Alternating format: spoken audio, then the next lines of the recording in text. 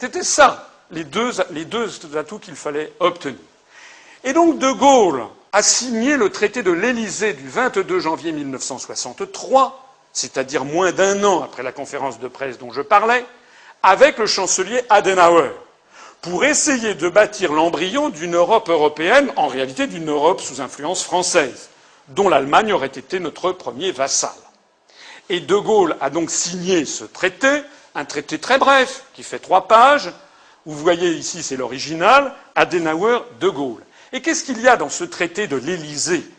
Il y a des choses qui sont très importantes. Le traité franco-allemand de l'Élysée du 22 janvier 1963 ne parle à aucun moment ni des États-Unis d'Amérique, ça n'existe pas, ni de la Grande-Bretagne, ça n'existe pas dans le traité, ni de la prétendue nécessité d'avoir une défense commune entre l'Europe et les États-Unis. Il voulait bâtir une Europe indépendante des États-Unis, ni du GATT, qui sont ces négociations commerciales qui sont devenues l'OMC, ni de la prétendue nécessité d'abaisser les barrières douanières entre l'Europe, la Grande-Bretagne et les États-Unis d'Amérique.